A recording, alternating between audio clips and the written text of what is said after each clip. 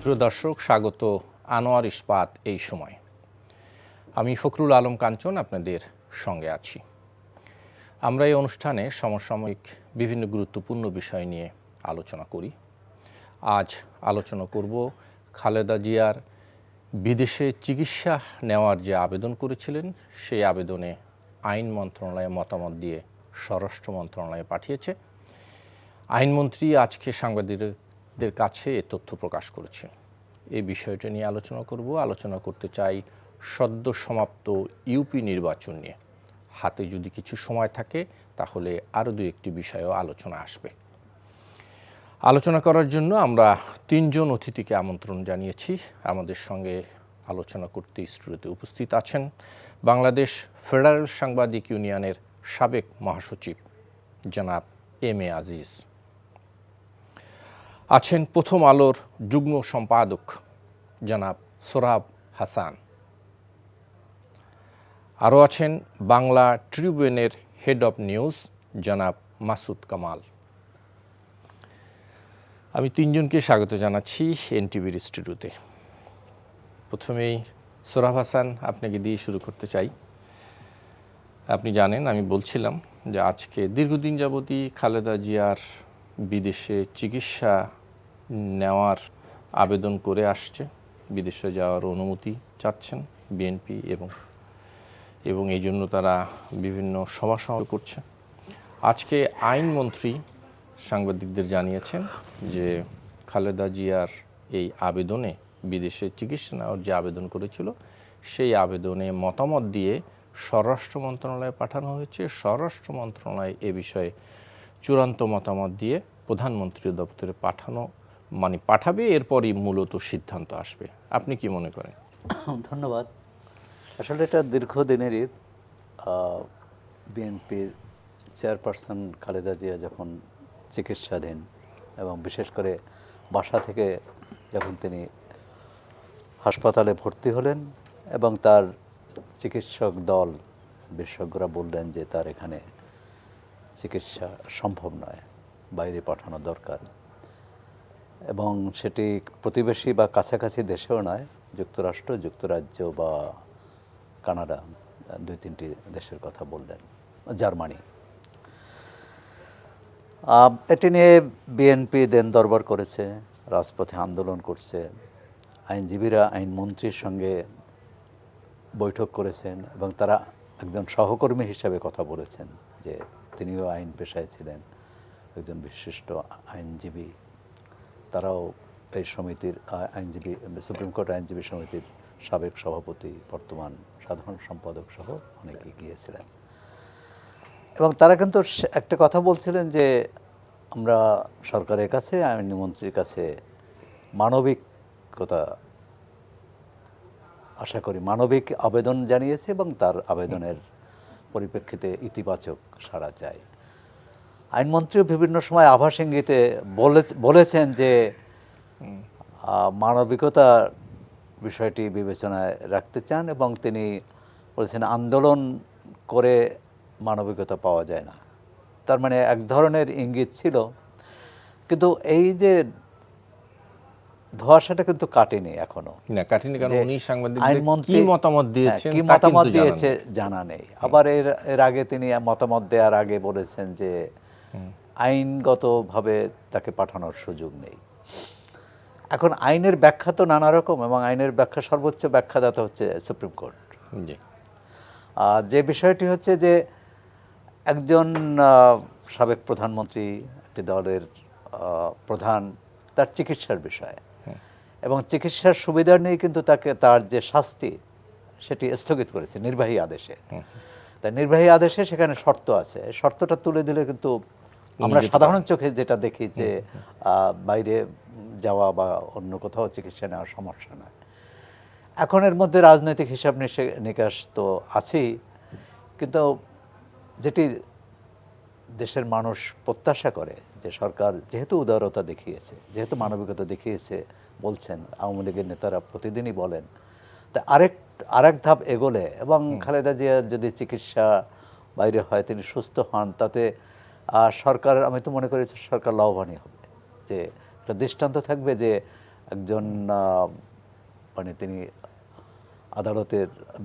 আদালতের রায়ে দণ্ডিত, তাকে চিকিৎসার সুযোগটা দিয়েছে। পরবর্তীকালে তিনি তার কি হবে, তিনি আবার কারাগারে যাবেন কি যাবেন না, বা উচ্চ আদালতে তার শাস্তি থাকবে কি থাকবে না, সেটি পরের বিষয়। চিকিৎসা পাওয়ার অধিকার মানুষ, সেটি কারাবন্দী হোক, কারাবন্দির বাইরে হোক, সেটি কিন্তু মৌলিক অধিকার।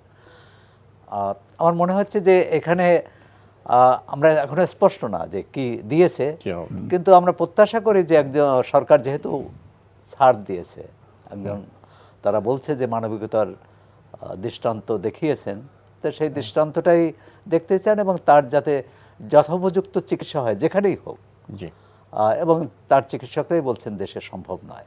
আমরা তো এও দেখি যে সরকারি দলের নেতা মন্ত্রী এমনকি রাষ্ট্রপতিও চিকিৎসার জন্য বাইরে যান, তারা মুক্ত মানুষ, সুতরাং তারা মুক্ত মানুষ এবং বন্দী মানুষ চিকিৎসা পাওয়ার ক্ষেত্রে বোধহয় এটি খুব নয়। যেমন ধরেন কারাগারে কোনো বন্দী, তাকে যখন পিজি হাসপাতাল বা অন্য হাসপাতালে নিয়ে চিকিৎসা করা হয়, তাকে কিন্তু বিবেচনা করা হয় যে যেহেতু কারাগারে এই চিকিৎসাটা নেই, সে কারণেই তাকে পিজিতে নিয়ে আসা হয়। সুতরাং একইভাবে যদি আমাদের এখানে তাহলে সরকার একটি টিম করতে পারে, মানে বিশেষজ্ঞ টিম, যে তাদের মতামত নিতে পারে। কিন্তু আমি সেই বিতর্কে যেতে চাই না যে আইনমন্ত্রী যে সহানুভূতি দেখানোর কথা বলেছেন, মানবিকতা দেখানোর কথা বলেছেন, আমরা আশা করব যে তার সুপারিশে সেই মানবিকতার প্রতিফলন থাকবে। আমি জনাব এম এ আজিজ শুনতে চাই আপনার কথা। ধন্যবাদ আপনাকে। বেগম খালেদা জিয়ার অনেকগুলো জটিল রোগ আছে, কিছু আছে যে নিরাময়যোগ্য নয়, আর দুটোই রোগ এখন যেটা আপনার এবার কেয়ার হসপিটালে ভর্তি হওয়ার পরে দেখা গেল তার লিভার সিরোসিস এবং তার বেলিতে আপনার রক্তক্ষরণ হচ্ছে। তো এই রক্তক্ষরণটা হচ্ছে যে এখানে ডাক্তার জাফরুল্লাহ তিনি একদিন বলেছেন যে তিনি বিশেষ করে এই রোগেরই তিনি সার্জন ছিলেন। তিনি বলেছেন যে আপনার লিভারের সাথে যে ভেইনটা কানেক্টেড, শিরা, এইটা লিক হয়ে গেছে এবং এইটা অপারেশন করতে একটা সার্জন টিম লাগে, সেই টিম বাংলাদেশে নাই। যে অপারেশন করতে যে ফ্যাসিলিটিস দরকার সেটা বাংলাদেশে নাই। অর্থাৎ এই দেশে এই চিকিৎসা সম্ভব না। এবং আমরা নর্মালি জানি আমাদের দেশে হ্যাঁ গরিব দুঃখীদের কিডনি ট্রান্সপ্লান্ট হচ্ছে বা কিডনি অপারেশন হচ্ছে দু একটা জায়গায়, না এটা তো কিডনি না, আমি লিভারও অপারেশন হচ্ছে। কিন্তু আমার বক্তব্য হচ্ছে যে বেগম খালেদা জিয়া তার যে জায়গায় এসছে, এটা কিন্তু এখন যে লিভার কিডনি কিছু অপারেশন আছে যেটা বাংলাদেশে কিন্তু মানে কেউ কনফিডেন্স রাখে না। আমাদের দেশে তো বড় বড় মানুষজন তো আপনার চোখের ওষুধ, কানের ওষুধ, চেক আপ করা সব বিদেশে চলে যায়। তো অর্থাৎ ওনার যে এই যে রোগটা ধরছে, এটা আমি তো মনে করব যে এটা সময়ের ব্যাপার। তাকে যদি উচ্চতর চিকিৎসা না দেওয়া যায় তাহলে কিন্তু সময়ের ব্যাপার, তার জীবন কিন্তু আমার ধারণা তিনি এই রোগেই তার শেষ নিঃশ্বাস ত্যাগ হতে পারে। সুতরাং তার টাইমলি এখন চিকিৎসা দরকার, ফ্যামিলির তরফ থেকে, তার রাজনৈতিক দলের পক্ষ থেকে, এবং তার শুভাকাঙ্ক্ষী সবাই বলছে মানবিক কারণে তাকে চিকিৎসা করতে দেওয়া। এখানে কিন্তু আন্দোলন, রাজনৈতিক দল একটা বৃহৎ দলের সে সভানেত্রী, কিছু তো মাঠে তো কিছু স্লোগান মিছিল তো হবেই। এটা কিন্তু আন্দোলন যেভাবে হচ্ছে এটাকে আন্দোলন বলা যায় না, এটা হলো জারি রাখা আর কি। কিন্তু আন্দোলন করে তো করছে, সবার সমাবেশ করছে, এটা তো বাংলাদেশের কালচারে এটা আন্দোলনের পর্যায়ে পড়ে না। ওই মানববন্ধন, এক জায়গায় একটু সভা করা, অনুমতি দিল না, এরকম একটা সভা। এটা কিন্তু বাংলাদেশের আন্দোলন হচ্ছে আন্দোলন করেন, আগুন জ্বালান, ঠ্যাক দিয়ে দেন সরকারকে, একদম অচল করে ফেলান, তাছাড়া সরকারের কানে পৌঁছে না। এটা কি গণতান্ত্রিক দেশ, ইউরোপিয়ান দেশ যে আপনি হোয়াইট হাউসের সামনে একজন একটা প্ল্যাকার্ড নিয়ে খাড়াইলেন, দাবি যদি জেনুইন হয় সরকারের কাছে পৌঁছায় যাবে? এটা কি বার্কিংহাম প্যালেসের সামনে দাঁড়াবেন? বাংলাদেশ তা না, বাংলাদেশ হলো সরকার অচল করতে হয়, সেই ধরনের আন্দোলন তো হচ্ছে না এবং আন্দোলন করতেও পারছে না। এটার অন্য আলোচনা, কেন পারছে না এটা অন্য আলোচনা। তা আমি একটা উদাহরণ দেই, দেখেন 22 তারিখে বিবিসি একটা রিপোর্ট করেছে, আমি দেখলাম আমাদের বাংলাদেশের কোনো মিডিয়ায় এই নিউজটা কভার করে নাই। দক্ষিণ কোরিয়ার প্রেসিডেন্ট তিনি দুর্নীতির দায়ে 22 বছর জেল হয় এবং এই 2018 সালে জেল হয়।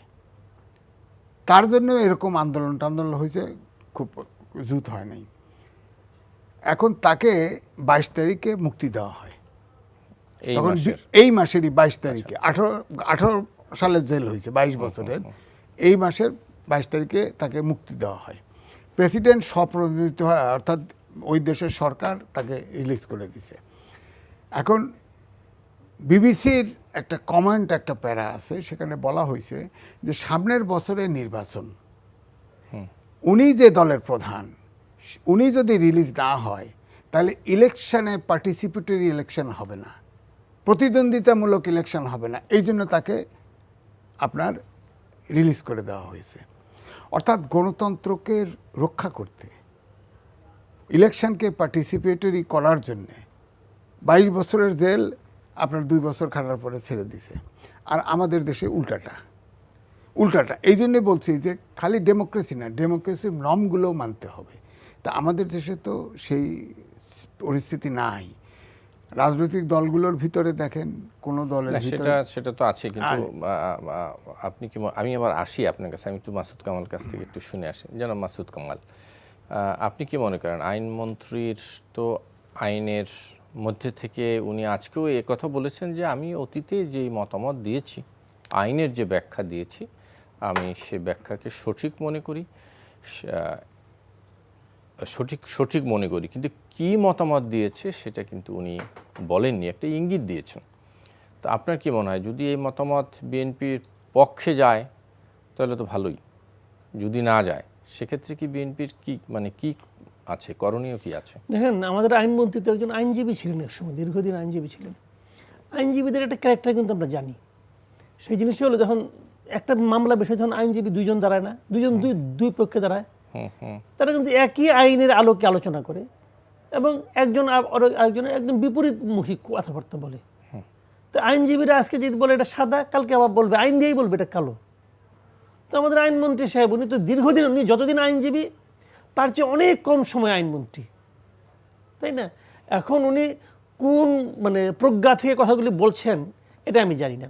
তবে একটা জিনিসকে আমি বলি আপনাকে ভাই, খালেদা জিয়ার অসুস্থতা, তাকে বিদেশে যেতে দেওয়া হবে কি হবে না, দেওয়া উচিত কি উচিত নয়, এই সব কিছুই আসলে কিন্তু রাজনীতি, সব কিছুই রাজনীতি। বিএনপির দলীয় কর্মীরা, নেতাকর্মীরা যা করছে তার মধ্যে হ্যাঁ রাজনীতির মাত্রাগত একটা পার্থক্য আছে। হয়তো বিএনপি যেটা করছে সেখানে হয়তো আপনার 40% রাজনীতি আর 60% মানবিক আবেদন।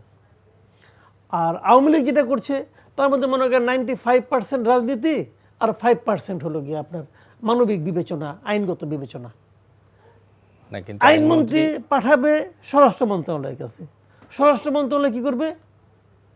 আবার পাঠাবে প্রধানমন্ত্রীর কাছে। কেন? নিচে লক্ষ্য করেন, কেন? যদি আইনগতভাবে ঠিক থাকে তাহলে স্বরাষ্ট্র মন্ত্রীর কাছে পাঠাবে, স্বরাষ্ট্র মন্ত্রণালয় এটা এই অনুযায়ী ব্যবস্থা নেবে। তা তো করবে না, পাঠাবে কোথায়? প্রধানমন্ত্রীর কাছে। কি কারণে? কারণটা হলো সিদ্ধান্ত না, আমি বলি কারণটা কিন্তু একটাই, কারণটা হলো সিদ্ধান্তটা প্রধানমন্ত্রী নেবেন। প্রধানমন্ত্রীর ইচ্ছা অনুযায়ী কাজ হবে, প্রধানমন্ত্রীর ইচ্ছা অনুযায়ী আইন মন্ত্রণালয় ব্যাখ্যা দেবে, সেই অনুযায়ী স্বরাষ্ট্র মন্ত্রণালয় কাজ করবেন। এই হলো বাংলাদেশের, এটা ভাই আমার লাগে না, একটা শিশুও জানে এই দেশে খালেদা জিয়া বিদেশে যেতে পারবেন কি পারবেন না, সেটা নির্ভর করে মাননীয় প্রধানমন্ত্রী যেতে দিতে চান কি চান না তার উপর। হিসাব ক্লিয়ার। এখন উনি কি চান, কেন চান, সেগুলির আরো অনেক বিস্তারিত ব্যাখ্যা আছে।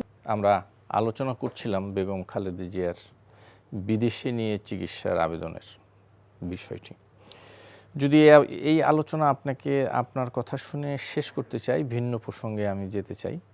যদি যেটা মাসুদ কামাল বলছিলেন যে মূল বিষয় আইনি যে ব্যাখ্যাই থাকুক, যেহেতু প্রধান নির্বাহীর হাতে একটা ক্ষমতা আছেন এবং সেটা হয়তো সেই ক্ষমতার প্রয়োগটাই হবে চূড়ান্ত।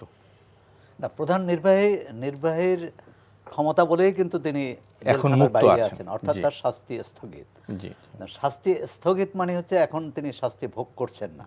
তো সেক্ষেত্রে আমি তো সাদা চোখে দেখি যে সেটি বাইরে চিকিৎসা হোক বা দেশে চিকিৎসা হোক, এখানে কোনো বাধা নেই।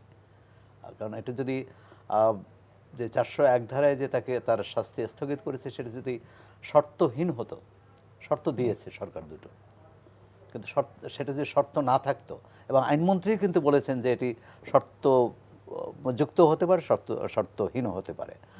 এখন যে বিষয়টি মাসুদ কামালের সাথে আমিও একমত যে এটা রাজনৈতিক সিদ্ধান্ত। এখন রাজনৈতিক সিদ্ধান্ত, এবং সেটি প্রধানমন্ত্রী বা প্রধান নির্বাহী সিদ্ধান্ত নেবেন।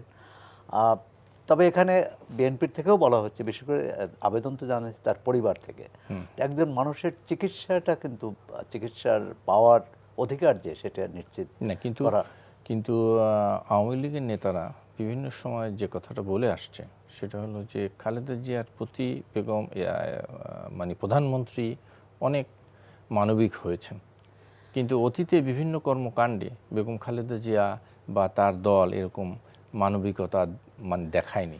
না, দেখায়নি, এবং আওয়ামী লীগ দেখাচ্ছে, তো এটি তো তাদের উদারতা। তো সুতরাং আরেকটু উদারতা দেখাতে পারে যে তার বাইরে চিকিৎসার।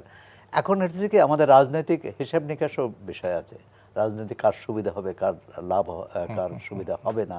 যেমন দক্ষিণ কোরিয়ার উদাহরণ বললেন আজিজ ভাই। আবার এও তো হতে পারে, আমি অন্যভাবেও দেখি যে 2023 সালের নির্বাচন, তো এই সরকার যদি এখানে ইতিবাচক কোনো সিদ্ধান্ত নেয়, সেটি তার জন্য তার পক্ষেও যেতে পারে, যে সরকার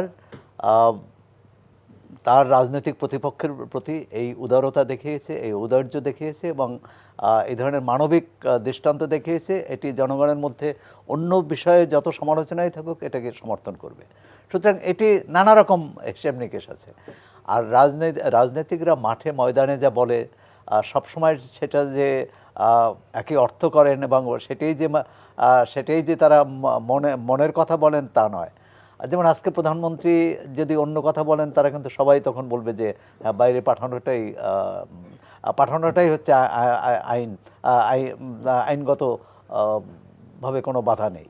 তো এটি হচ্ছে, আমি মনে করি যে সবার আগে এটি হচ্ছে। আর আমরা এখন জানি না যে আইনমন্ত্রী কি সুপারিশ করেছেন, আমরা হয়তো শীঘ্রই জেনে যাব, কারণ স্বরাষ্ট্র মন্ত্রণালয় থেকে এটা জানাবে যে তারা কি করেছেন, বা তারা না করতে পারলে প্রধানমন্ত্রীর কাছে পাঠাবেন। তো এটা সুরাহা হওয়া উচিত। এবং আইনমন্ত্রীর কাছে একটা বলবো যে উনি কিন্তু প্রায় 15-20 দিন হয়ে গেছে, বা আরও বেশিও হতে পারে, যে আইন মন্ত্রণালয়ে এই আবেদনটা রয়েছে, ছিল, এখন হয়তো পাঠিয়েছেন। এখন একটা সিদ্ধান্ত নিতে বা আইনগত ব্যাখ্যা বিশ্লেষণ করতেও কিন্তু এত সময় লাগার দরকার নাই, সময় লাগার কথা নয়। কিন্তু সেক্ষেত্রে হতে পারে যে তিনি আইনের বাইরেও কিছু করতে চান কিনা বা করেছেন কিনা, আর সেটি মানুষ মনে করে যে হয়তো সরকার শেষ মুহূর্তে এই সিদ্ধান্ত পাল্টাতে পারে।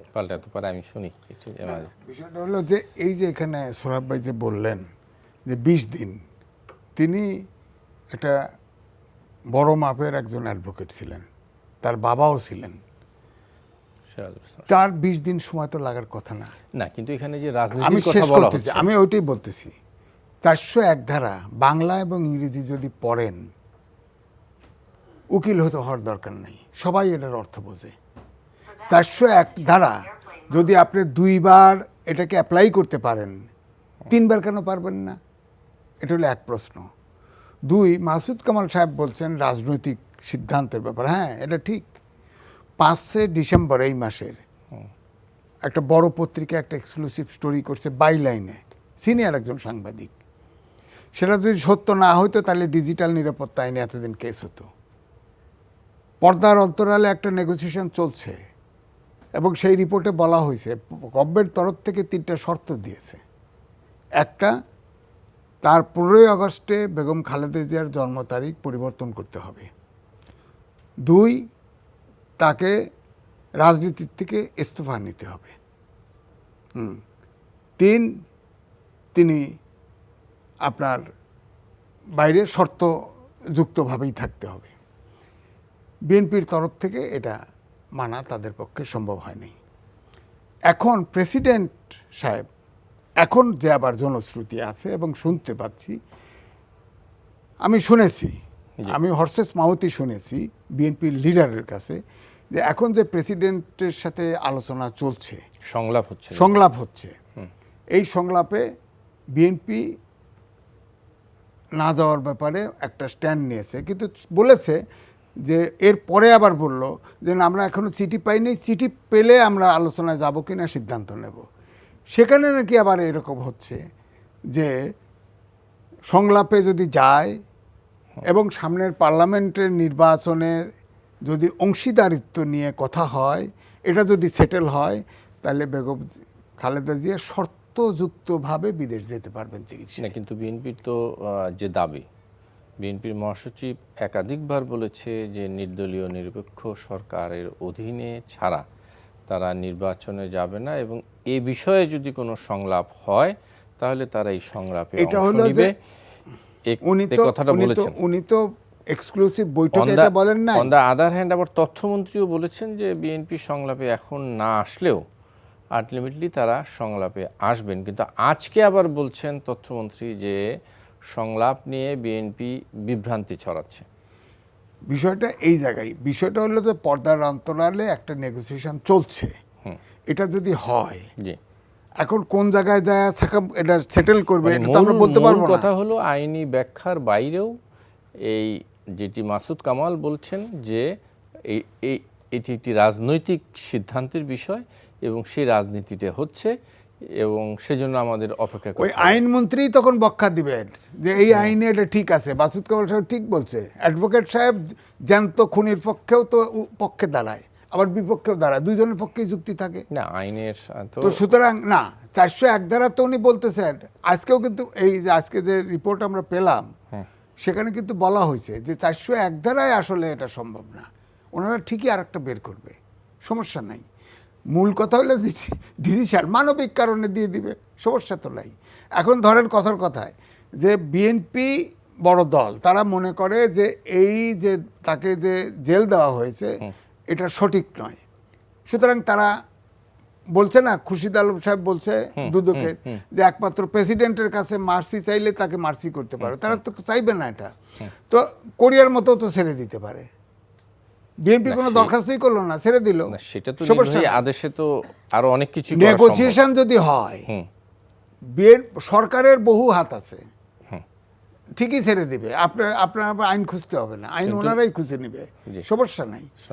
এখন প্রেসিডেন্ট এমনি এমনি রিলিজ করে দিল, মুক্তি করে দিল তাকে, খালাস, আপনি কি করবেন? বাস ওইটাই ব্যাখ্যা, প্রেসিডেন্ট তো ক্ষমতা আছে। আওয়ামী লীগের নেতারা কিন্তু একটা কথা বলেন, এবং ওই আপনার প্রথম যে বক্তব্যের সাথে অনেকটা মেলে, যে খালেদা জিয়াকে হয়তো বিদেশে দিতে পারে সরকার, তবে সেক্ষেত্রে কিছু শর্ত থাকবে, তিনি রাজনীতি থেকে বিদায় নেবেন, তিনি আর সক্রিয় রাজনীতি করবেন না, তার মানে দলের প্রধানও থাকবেন না। এবং আরেকটি কথা তারা বলেন যে রাষ্ট্রপতির কাছে ক্ষমা চাইতে হবে, রাষ্ট্রপতি ক্ষমা করলে তিনি মুক্ত মানুষ, তিনি তখন আর কোনো শর্ত থাকে না। এখন এগুলো জানি না যে পর্দার অন্তরালে কোন পর্যায়ে আলোচনা হচ্ছে, কতটা কি হচ্ছে, এটি তারপরে আমরা মনে করি যে একজন নাগরিক তার চিকিৎসা পাওয়ার অধিকার আছে। না, ওইটাই আমি বলছি যে সব কথা শেষ কথা। আমার কথা হলো যে তার এখন যে, আমি কিন্তু বলছি না শর্ত দেওয়ার সুযোগ আছে, শর্ত দেখ, শর্ত যদি বিএনপির কাছে তো, অর্থাৎ বেগম খালেদা জিয়ার কাছে তো অ্যাকসেপ্টেবল হতে হবে, আইনই বলছে, চাপিয়ে দিলে তো হবে না। তিনি অ্যাকসেপ্ট যতটুকু করেন একটা শর্ত দিয়ে, যেমন ধরেন বিএনপির ভারপ্রাপ্ত চেয়ারম্যানকে শর্ত দিয়ে বিদেশে দিছে, তিনি তো তার, আমাদের দেশের কোর্ট বলে দিছে তার মিডিয়াতে তার কোনো নিউজ কভার করা যাবে না, করে না বক্তব্য, ওরকম শর্ত দিয়ে দিক। বেগম খালেদা জিয়া চিকিৎসায় যাবেন, ওখান থেকে কোনো পলিটিক্যাল কথা হলে তার কথা হবে না, কথার কথায়। আমার কথা হলো তার চিকিৎসাটা হতে দিক আগে, তিনি সুস্থ হোক। এতে হলো কি, তিনি যদি সুস্থও হন, তাকে যদি দেশে ফিরে এসে পলিটিক্সও করে, তাহলে শক্তিশালী মাননীয় প্রধানমন্ত্রী কিন্তু বলেছেন যে বিরোধী দলের শক্তিশালী বিরোধী দল গণতন্ত্রের জন্য দরকার, এবং বিরোধী দলের লিডারশিপ, শক্তিশালী লিডারশিপ নাই। বেগম খালেদা জিয়া একটা শক্তিশালী লিডারশিপ হবে, বহুদলীয় গণতন্ত্র শক্তিশালী হবে, দেশের জন্য উপকার হবে। জি, আমরা একটু মাসুদ কামালের কাছে যাই। এখানে আমি একটা কথা বললাম না যে রাজনীতি কিন্তু দুই পক্ষই আছে। আমি একটা কথা বলি, ধরেন আজকে খালেদা জিয়া বিদেশে চলে গেলেন, কালকে দেখবেন বিএনপি বিজয় মিছিল শুরু করে দেবে, আন্দোলনের ভয়ে সরকার খালেদা জিয়াকে বিদায় দিতে বাধ্য হয়েছে? না, রাজনীতি কিন্তু উভয় পক্ষে হচ্ছে। আমি সেই জিনিসই বলছি। যদি নেগোসিয়েশন হয় তাহলে কি বিএনপির এইটা এই মানে বিএনপি কথা বলবে, বলার বিএনপি সুযোগ এখন আছে? বলতেছে খালেদা জিয়াকে যেতে না দিলে পরে দেশ জুড়ে আগুন জ্বালিয়ে দিবে তারা। বলতেছেন তো। আগুন জ্বালায়, পারতেছে না সেটা অন্য কথা, বলতেছে কিনা? আগুন জ্বালানো ডাইরেক্ট বলেন না, কেন? আন্দোলনের কথা বলছে যে আন্দোলনের মাধ্যমেই তাদের মানে কি করতে হবে না খালেদা করতে হবে জিয়াকে তারা অনেক মুক্ত কিছু করা করে হবে। ফেলাবে, এবং যখনই নাকি তাকে পাঠাবে বিএনপি দেখবেন বলবে আমাদের আন্দোলনের ফসল এটা আমরা পেয়েছি, আর একটু ধাক্কা দিলে সরকার পড়ে যাবে, বলবে। এটা কোনো প্রবলেম নাই। আবার ধরেন আমি এই কথাগুলি বললাম কেন, রাজনীতি কিন্তু উভয় দলই করতেছে, একদল বেশি করতেছে, একদল কম করতেছে, মাত্রাগত পার্থক্য আছে, কিন্তু গুণগত খুব একটা পার্থক্য নাই, ক্যারেক্টার মোটামুটি একই রকম। আরেকটা জিনিস কি হচ্ছে, যেমন ধরেন আপনি শর্ত দিয়ে দিলেন যে আপনি যাই এগুলি করবেন। আচ্ছা, বিএনপি যে ভারপ্রাপ্ত চেয়ারম্যান তারেক রহমান, ওনাকে কি শর্ত সহযোগে বাইরে পাঠানো ছিল না? ওনার তো ফিরে আসার কথা ছিল, উনি ফিরে আসছেন, আসেননি কেন? আসেন নাই কেন? যে কাজটা উনি করেন নাই সেই কাজটা ওনার নাও করতে পারে। তাহলে এদের বিরুদ্ধে তো আইন আদালত তো একটা রায় দিয়েছে, সে রায় আপনি কার্যকর কীভাবে করবেন? প্রশ্নটা কিন্তু হ্যাঁ, আপনি আদালত মানেন না, মানি না, না মানলে তো কোনো আলোচনা নাই। কাজেই বিষয়গুলো কিন্তু অনেক কিছুই আছে, মানে যদি আপনি বলতে বলেন যুক্তি দুই পক্ষে আছে। বাট যে কথাটা নাকি আজিজ ভাই বললেন, সোহরাব ভাই বললেন, যে কথাটা বেসিক, যে কথাটা একটা মানুষ, তো একটা মানুষের চিকিৎসার অধিকারটা আছে। আপনি যখন একজন লোককে ফাঁসির আসামি যদি দেন, যার ফাঁসির রায় হয়ে গেছে, হঠাৎ করে তার জ্বর হয়ে গেল, অসুস্থ হয়ে গেল, তার চিকিৎসা না করে কি ফাঁসিতে টাঙাবেন? অত টাঙাবেন না। তো তাকে টিকে বাঁচায় রেখে তারপরে জীবন্ত সুস্থ মানুষটাকে আপনি ঝুলাই দিবেন, দেন ঝুলাইয়া ভাই, কোনো সমস্যা নাই। তো এই ভদ্রমহিলাকে সুস্থ করেন, তারপরে সাজা খাটান। তো এইগুলির কিন্তু পয়েন্ট। সবচেয়ে বড় কথা হলো কি, একটা দেশ যখন চলে, যারা বিরোধী দলে থাকে, সরকারে থাকে, তাদের কিন্তু একটা মূল জিনিসটা কি, তারা কি, দেশটা তো ভাই কোনো জড় পদার্থ না, মানুষ। তো মানুষের পাবলিক পারসেপশনটা কি, সাধারণ মানুষ কি চায়, মানুষ কি চায় আমি পাত্তা দেই না, আমি আমার ইচ্ছা মতো চালাবো, এটা কিন্তু গণতন্ত্র না। আমি 5 বছরে একবার ভোট দিবেন আর বাকি 5 বছর আমি জনগণের দিকে তাকাবো না, জনগণের সেন্টিমেন্টকে ডিজনার করব, এটা কিন্তু গণতন্ত্র না। গণতন্ত্র সেইটা যে নাকি প্রতি মুহূর্তে পাবলিক পারসেপশনকে অনার করে, পাবলিকের পালসকে অনুভব করতে পারে, সেটা গণতন্ত্র। জনাব সোহরাব হাসান, একটু ভিন্ন প্রসঙ্গে আলোচনা করতে চাই। আপনি জানেন যে গতকাল ইউনিয়ন পরিষদের নির্বাচন হয়েছে, 832টি ইউনিয়ন পরিষদের নির্বাচন, কিন্তু তার রেশ কিন্তু এখনও আছে। ঠাকুরগাঁও, পটুয়াখালী, সিলেট, গোপালগঞ্জ এবং সর্বশেষ আজকে সিরাজগঞ্জে মানে বিভিন্ন গ্রুপের মধ্যে, বিবদমান গ্রুপদের মধ্যে সংঘর্ষ, হামলার ঘটনা, এই পর্যন্ত 4 জন নিহত হয়েছে। কেমন দেখলেন ইউনিয়ন পরিষদ নির্বাচন? না, এটি নির্বাচন তো দেখিনি, নির্বাচনের নামে সহিংসতা, জবরদস্তি, প্রতিদ্বন্দ্বী প্রার্থীর সমর্থকদের মধ্যে সংঘাত, সংঘর্ষ, বাড়িঘর হামলা এবং অগ্নিসংযোগের ঘটনাও ঘটেছে। আপনি যে যেসব তথ্য দিলেন তার সাথে আরেকটু যোগ করে, সেটা হচ্ছে মাদারীপুরে, যেখানে আওয়ামী লীগ উন্মুক্ত রেখেছে, তারা নৌকা প্রতীক দেয়নি বা দিতে পারেনি, কারণ তারা স্থানীয় আওয়ামী লীগ এতই বিবাদমান এবং বিভিন্ন দলে বা বিভিন্ন নেতায় বিভক্ত। আর সেখানকার একজন ছাত্রলীগের সাবেক সাধারণ সম্পাদক এবং ডাকসুর জিএস, তিনি গিয়েছিলেন তার মামার একজন প্রার্থীর পক্ষে প্রচার করতে, যে তার প্রতিপক্ষ যিনি প্রার্থী তিনিও আওয়ামী লীগের, তারা নাকি জাল ভোট দিচ্ছিলেন, কেন্দ্রে গিয়েছিলেন, তাকে ছুরিকাঘাত করে তার আঙ্গুল কেটে মানে আহত করা হয়েছে। একজন ছাত্রলীগ নেতা, যিনি কিছুদিন আগেও সাধারণ সম্পাদক ছিলেন, যদিও পরবর্তীকালে প্রধানমন্ত্রী, পুরো ওই কমিটির সাধারণ সম্পাদক এবং সভাপতি দুজনকেই নানা অভিযোগের কারণে তাকে বাদ দিয়েছে। তিনি এই নির্বাচন দেখতে গেছেন যদি ধরি, বা নির্বাচনে কি করতে গেছেন, যদি তার মামা যদি প্রার্থী থাকে তার পক্ষে তো প্রচার করতে পারেন, তার পক্ষে তিনি কাজ করতে পারেন, কিন্তু সেটি কিন্তু প্রতিপক্ষ দেয়নি। এবং এই ঘটনাটি যদি এখানে অন্য দল হতো তখন কি হতো? দেশ বিরোধী, স্বাধীনতা বিরোধী এবং এই সরকারের বিরুদ্ধে চক্রান্ত, ষড়যন্ত্র এসব কথা বলা হতো। আসলে জনগণের প্রতি, নির্বাচনটা তো করে জনগণ, এর নিয়ামক শক্তি হচ্ছে জনগণ, তো জনগণের প্রতি কারো আস্থা নেই। আমরা মনোনয়ন নিয়ে হোক, মনোনয়ন না নিয়ে হোক, যে জবরদস্তি করা যে নির্বাচন হবে একটা, যেহেতু নির্বাচন কমিশন এত অথর্ব যে তারা নির্বাচনের ন্যূনতম যে আচরণবিধি, আইন কানুন এগুলো মানাতে পারেনি, কাউকে না, আইন শৃঙ্খলা রক্ষাকারী বাহিনীকে না, নির্বাচনী কর্মকর্তাদের না, এবং প্রতিদ্বন্দ্বীদের তো পারেইনি। এই স্থানীয় সরকার নির্বাচনে কতজন মারা গেল তার চেয়ে হলো যে নির্বাচনটা হলো কিনা। তা আমরা নির্বাচনটাই দেখিনি, আর সব কিছুই হয়েছে। এবং এই যে বললেন যে জের, আওয়ামী লীগকে অনেক দিন বহন করতে হবে, শুধু এই যে এই স্থানীয় সরকার নির্বাচন না, ভবিষ্যতে যে জাতীয় নির্বাচন হবে তাকে তখনও কিন্তু আওয়ামী লীগের প্রতিদ্বন্দ্বী হবে। কারণ একসময় বলা হতো যে আওয়ামী লীগ সবচেয়ে সুসংগঠিত, সবচেয়ে শৃঙ্খলাবদ্ধ পার্টি, এবং নেতৃত্ব যা বলে তাই শুনে তা হয় নাই। ফরিদপুরে দেখলাম যে একটি উপজেলায়, বোয়ালমারী উপজেলায় 10টি ইউনিয়নে আওয়ামী লীগ প্রার্থী, 10টির 9টিতে আওয়ামী লীগ প্রার্থী হেরেছে। তার মানে চিন্তা করেন যে আওয়ামী লীগ নেতৃত্ব কাদের মনোনয়ন দিয়েছে? যাদের জনভিত্তি নেই, যারা জনগণ সমর্থন করে না, আর যাদের সমর্থন দেয়নি। এই নির্বাচনটি যদি, আমি তো মনে করি যে বিএনপি ভুল করেছে, এই নির্বাচন যদি বিএনপি অংশ নিত তাহলে আওয়ামী লীগের অবস্থা আরো লেজে গবরে হতো। কোনো জায়গায় স্বতন্ত্র প্রার্থী সেটাই খুব নিয়েছে। একটু শুনে আসি জনাব এম এ আজিজ, যদি আপনার কাছে এটা যদি আমি একটু প্রশ্ন রাখি, যে ইউনিয়ন পরিষদ নির্বাচনে বরাবরই আমরা দেখেছি যে সেখানে পার্টিসিপেশনটা অনেক বেশি হয়। ইউনিয়ন পরিষদ নির্বাচনে এক ধরনের উৎসবমুখর পরিবেশ থাকে, কিন্তু ঠিক এবারের নির্বাচনটা আমরা দেখছি একটু ভিন্ন প্রকৃতির। কেন এরকম হলো?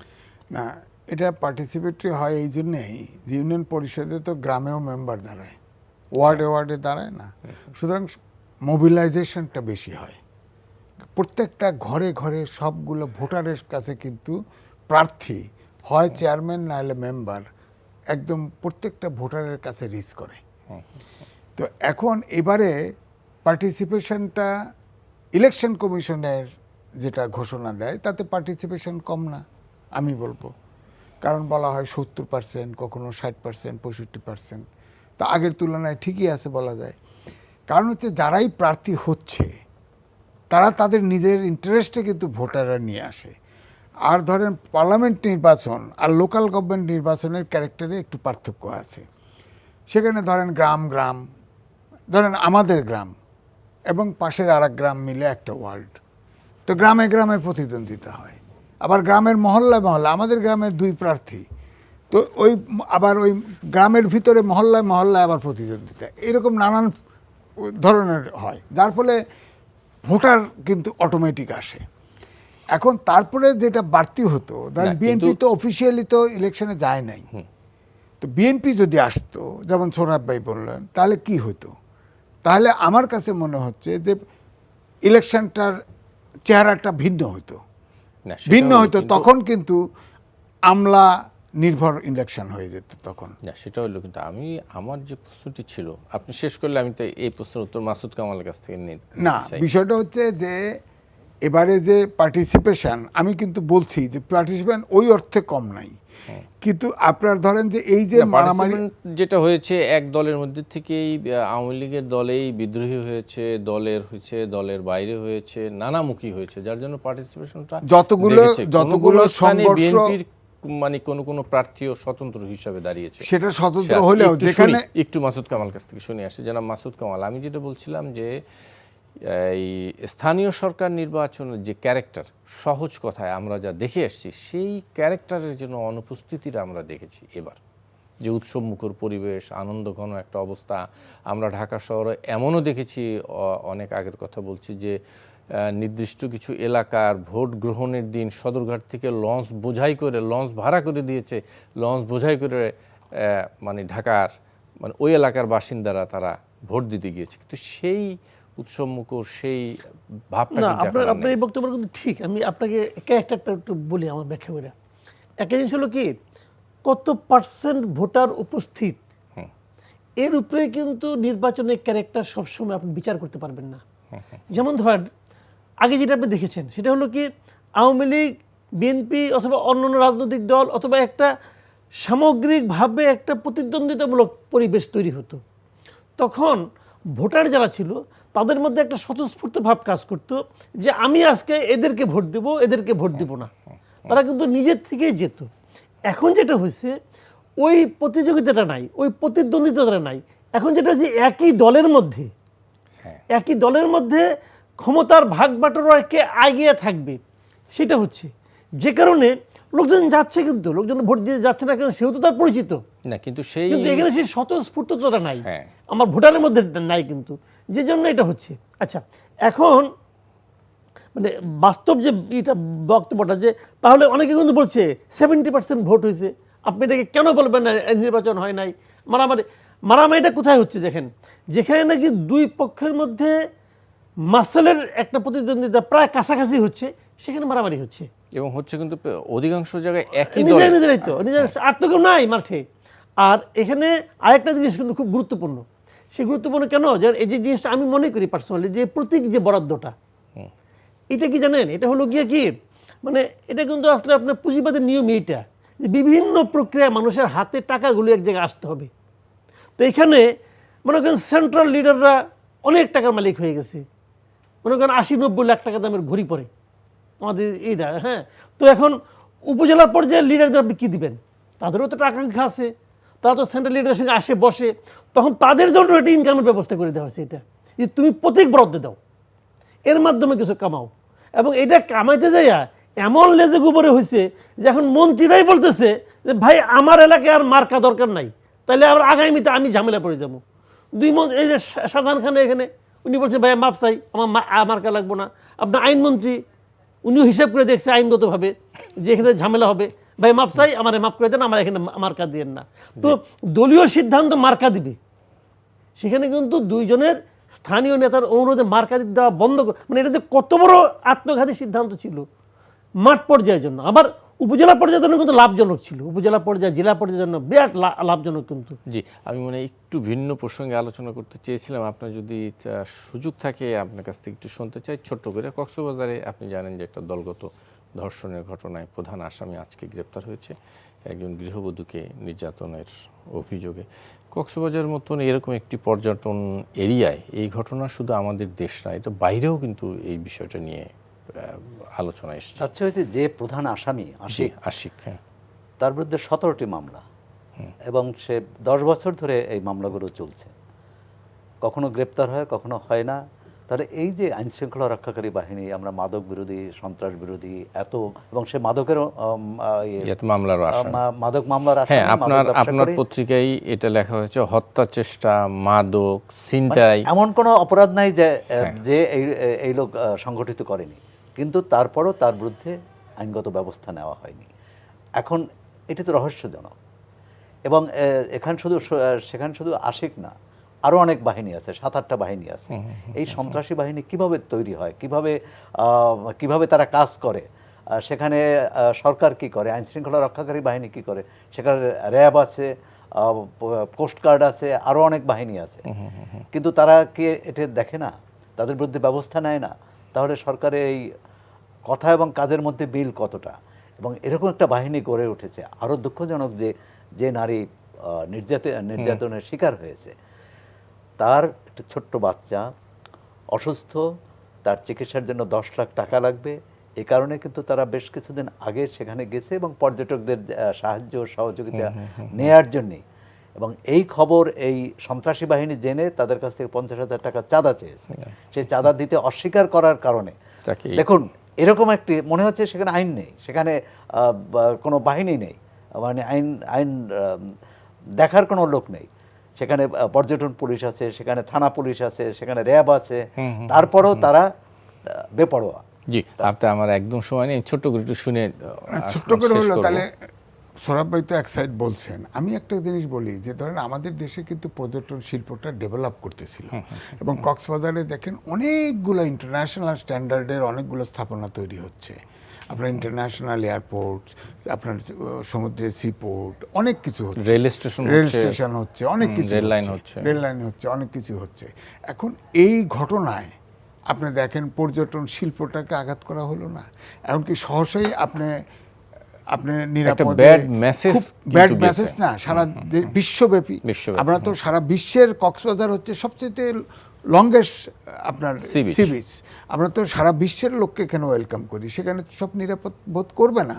এই ইন্ডাস্ট্রিতে কিন্তু একটু ক্ষতিগ্রস্ত হলো, সুতরাং এটার কঠোর শাস্তি হওয়া উচিত এবং ভবিষ্যতে যাতে এটা না ঘটে জি, এর ব্যাপারে নিশ্চয়ই। নিশ্চিত নিরাপত্তা নিশ্চয়ই জনাব মাসুদ কামাল যে কথাটি সোহরাব হাসান বলেছিল, আমার কাছে মনে হয় সবচেয়ে গুরুত্বপূর্ণ এটি যে একজন ব্যক্তি বা তার বিরুদ্ধে 17টি মামলা এবং এখনও অপরাধ নাই যে সেই অপরাধে তার বিরুদ্ধে মামলা না হয়েছে, তারপরেও কিন্তু সে এই একই কাজটি করলো। এই কথা বলার পরে সোহরাব ভাই আরেকটা শব্দ ইউজ করছে, সেটা হলো রহস্যজনক কারণে করা হচ্ছে না। তাই আমি বলতে চাইছি রহস্যটা কিছু নাই রে ভাই, এর লেনদেন আছে, হিসাব তো ক্লিয়ার, যে লেনদেন থাকার কারণেই এই লোকগুলিকে ধরা হবে না। এখন করণীয়টা কি?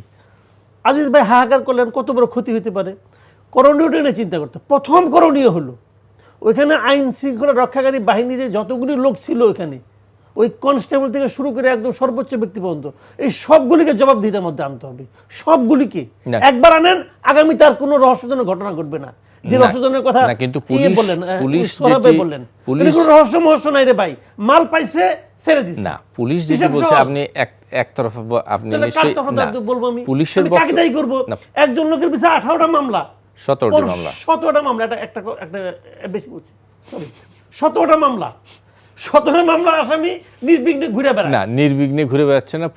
পুলিশের কাছ থেকে পুলিশের থানার সাব ইন্সপেক্টর উনি বলেছেন যে আমরা মাত্র কিছুদিন আগেই তাকে ছিনতাই মামলায় তাকে অ্যারেস্ট করে আবার ছেড়ে দিয়েছে, না না না, আরেকটা করো, এই জন্য- না, জেলে ছিলেন হ্যাঁ। মানে বেরিয়ে 1 মাসের মধ্যেই সে আবার মানে বেরিয়ে গেছে। 27 দিন না 26 দিনের মধ্যে সে মামলা জামিন নিয়ে সে বেরিয়ে গেছে। তাহলে এখানে কি জিনিসটা হলো যে বিষয়গুলো তো খুব ইজি রে ভাই, এরকম একটা লোকটা আপনি অবাধে ঘুরতে দিয়েছেন কেন? ম্যানেজ করা হয়েছে, ম্যানেজ ভাই। এই আমরা কি এই দেশে বাস করি না? নিশ্চয়ই। তাহলে আমরা জানি না কেমনে করে কি হয়, কেমনে করে রহস্য হয়, কিভাবে লেনদেন হয়, সবই তো বুঝি। রহস্য এবং লেনদেনের মধ্যে পার্থক্য কিন্তু খুব সূক্ষ্ম। কাজেই ওনাদেরকে আপনার এই বিচারের আওতায় আনেন, ওনাদেরকে জবাবদিহিতার আওতায় আনেন, দেখবেন যে আগামীতে কোনো রহস্যজনক ঘটনা ঘটবে না। জি, আমার মনে হয় আজকে আর আমি সংক্ষেপে একটা কথাই বলি, আমাদের প্রধান বিচারপতি বলেছিলেন যে কোর্ট থেকে সমন জারি করা হয় কিন্তু সেই আদেশ প্রতিপালিত হয় না, অর্থাৎ পুলিশকে বলা হয় যে অমুককে অ্যারেস্ট করা হোক, অ্যারেস্ট তামিল হয় না, পুলিশ খুঁজে পায় না। খুঁজে জি, পায় না। আমার মনে হয় এই বিষয় নিয়ে আলোচনা পুলিশের প্রতি না, সুযোগ থাকলে করা এরপর যেত, থেকে পুলিশে কিন্তু কিছু ওই লোক দিতে হবে, যে আগে ছোটকালে দেখতাম না বাড়ি চালান দেয়, হ্যাঁ, ওই বাড়ি চালান দেওয়া লোক কিছু পুলিশে নিয়োগ করতে হবে, ওই আসামি খোঁজার জন্য তুলার আসি লোক দিয়ে বাড়ি চালান দেবে। আচ্ছা, আমার হাতে আর সময় নেই। জনাব মাসুদ কামাল, জনাব এম এ আজিজ এবং সোহরাব হাসান, আপনাদের তিনজনকে অনেক অনেক ধন্যবাদ। দর্শক, আপনাদেরকেও ধন্যবাদ যারা এতক্ষণ আমাদের সঙ্গে ছিলেন। আগামী অনুষ্ঠানে আবার দেখা হবে। শুভরাত্রি।